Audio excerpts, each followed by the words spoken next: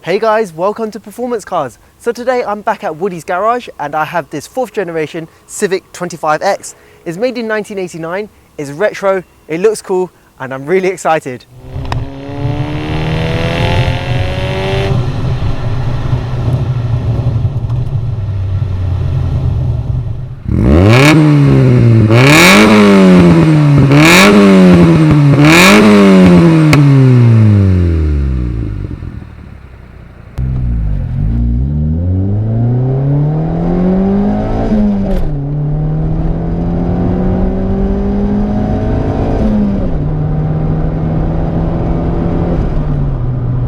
This Civic weighs 903 kilograms, 1,992 pounds. Just looking at the shape of this car, it's very box-like and I love it.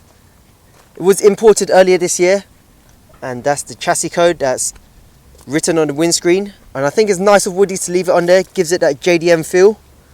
But just look at this car, finished in flint black I believe. Front fog lights have been fitted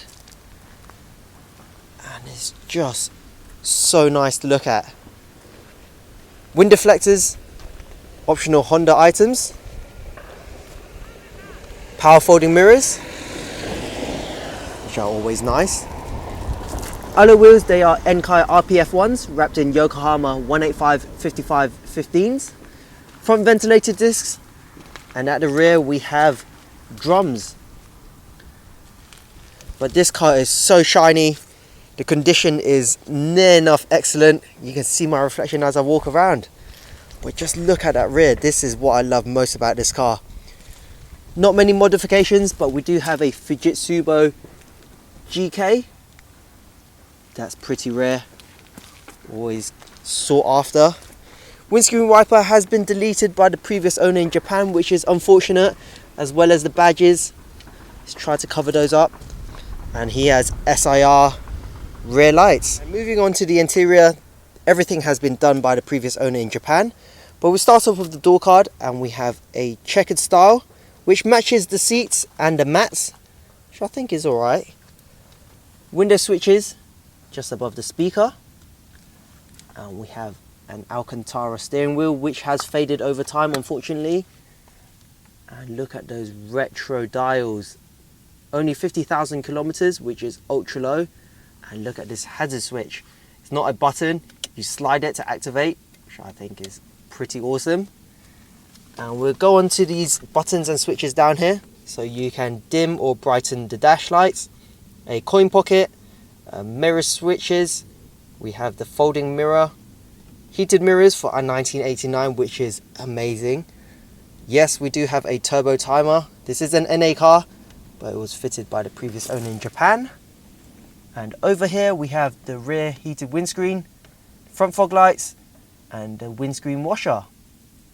Center console, a retro clock there. We also have aircon as well and 2 single DIN radios. 5-speed manual gearbox and an ultra rare armrest. And up here as well we also have a really rare Honda map light, which is pretty awesome. And also an air purifier, which is interesting. But down this pillar here we have a map reading light, so that is pretty awesome. You can switch this on obviously, and if I just step out for a moment you guys can just see how that looks. That's pretty awesome. Stick that back,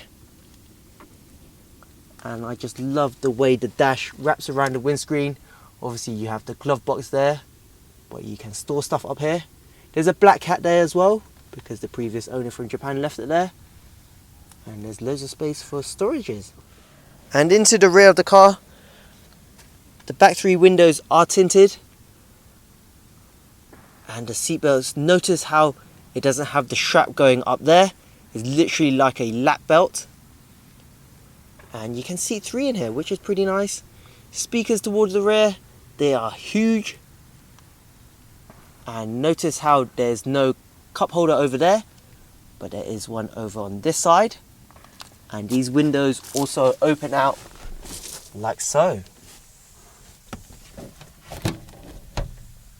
That is awesome. And inside the trunk, the rear speakers have been disconnected, hence why the wires are hanging down. But something really cool, to take out the rear parcel shelf, you have to pull these back and it releases the parcel shelf to be raised.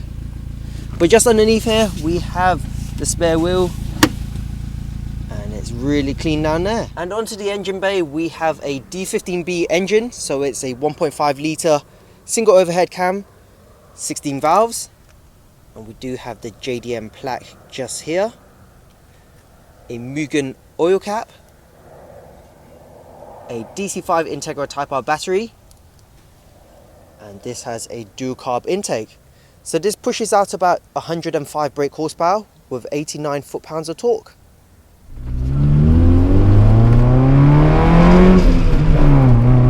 By no means does this car have power, nor does it handle well, but it's so light that it feels like a lot of fun.